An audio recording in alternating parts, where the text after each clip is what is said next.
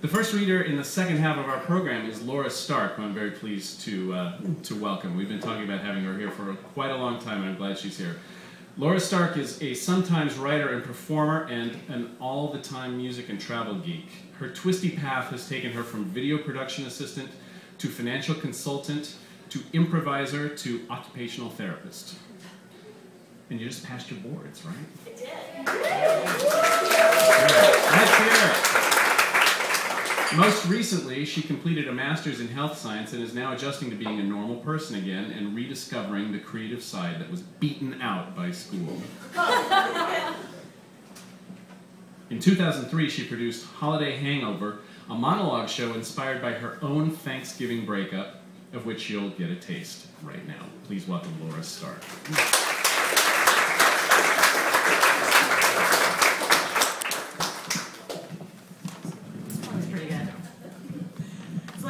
This is an old monologue from a show called Holiday Hangover, which was a series of true story monologues that of things that happen on holidays, which always tend to be kind of crazy. This is the Thanksgiving monologue, and from what I'm getting tonight, this might be an unpopular opinion in this room, but I hate New York. We still like you. I mean, really, it's not New York's fault. I used to love it. But I found myself competing with New York. I was being cheated on, and the other woman was New York City. I originally moved to Chicago with my boyfriend, Tim. We'd made the decision to move together, and he ultimately picked Chicago. But it quickly became my having made him move here. We lived here for over a year without making a life for ourselves. He was miserable, never even gave it a chance.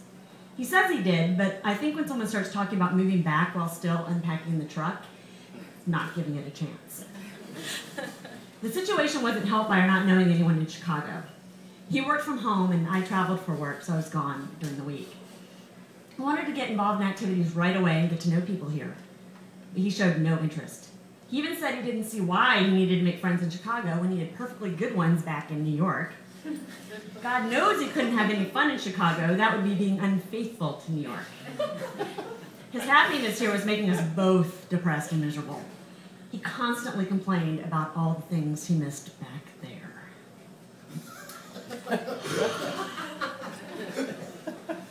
What's wrong? Nothing. What is it? It's just the Mermaid Parade is in Coney Island today and I'm missing it.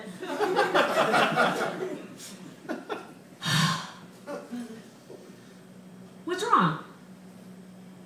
Nothing. What? It's just the bike ride through the boroughs is today and I'm not there, and you know how much I love the bike ride through the boroughs.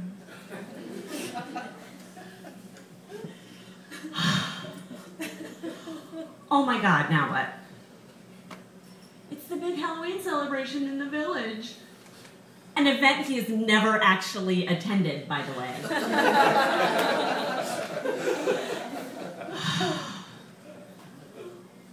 What? No, you'll get mad. Oh my God, just tell me. Well, I was just thinking about, you know, that junkie that used to nod off in the stairwell in the old building. And I kind of miss stepping over him every day.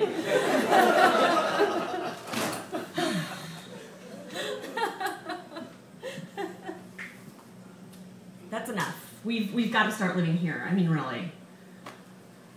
Which I did. I started taking some classes and getting involved with things. I actually started to get to know people, but he still refused. He even told me he thought it was great that I was making friends, but he wasn't interested in meeting any of them.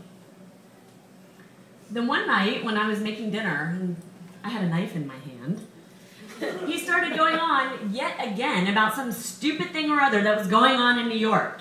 In New York, in New York, New York, New York, New York, New York! Oh my gosh!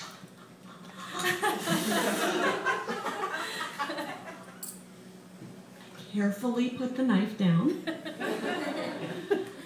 I turned around to face him. That's it. You are going back to New York. What? Going back? You think I should go back? But I can go back. You just can't pick up and move somewhere just like that. Yes, you can. And you're going to, because I'm hiring a U-Haul in the morning and then I'm calling your mother and telling her to make room because you're coming back. It took 2 weeks. It was awful, as you can imagine. He was leaving and I was staying. But for reasons I can't comprehend now, we weren't breaking up. The plan was for me to follow him in the spring. Right?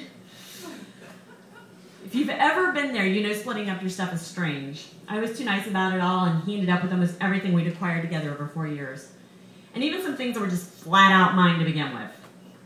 Even a year later, I find myself going to get something stupid like the lemon juicer and then getting seriously pissed off when it wasn't there.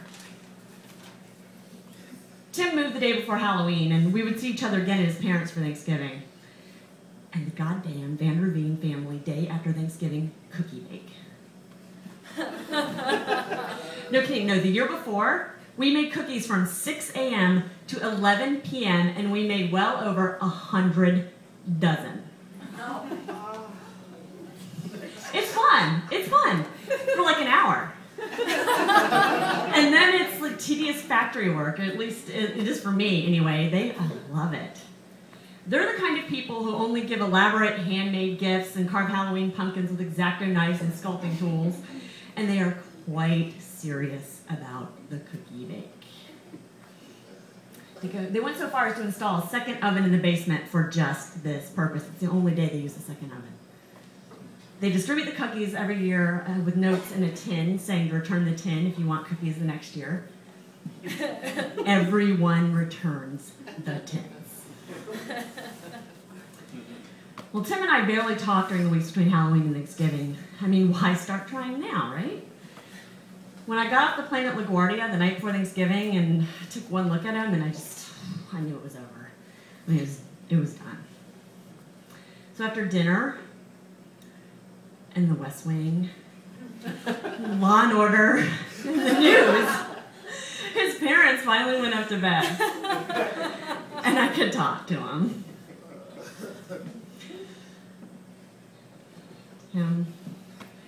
We just can't do this anymore. Okay.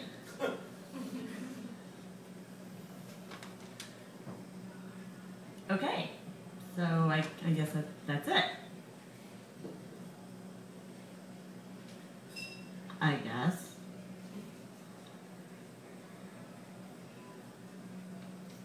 All right, then I'm gonna go upstairs and I'm gonna change my flight and see if I can get out in the morning. Well, okay. But you don't have to, you know. You can stay for Thanksgiving dinner if you want. And for the cookie bake. No, I don't think I should. That was a long night, sleepless night in the guest room of his parents' house, and I heard one of his sisters come in late. She walked past my door and knocked on his. I knew he was telling her we'd broken up, and she would be the first to know, and that would be making it final, completely official. So the next morning, I waited for Tim to go downstairs first, and then I gave him time to tell everyone what was happening, and came down with my suitcase. His very large, very loud family avoided eye contact with me while we ate breakfast and watched the Macy's Thanksgiving Day parade in excruciating silence. And then it was time to go. It's the only time I've ever broken up with someone and had to say goodbye to their entire family.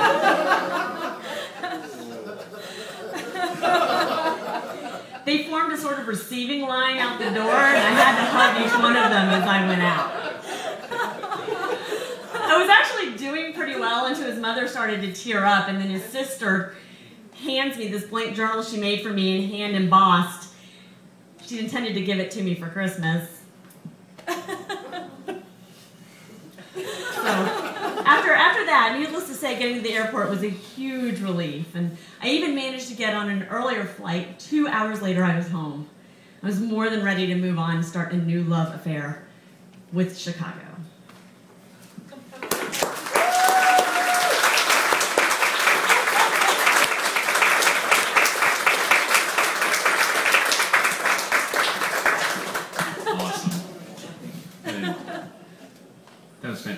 Thank you.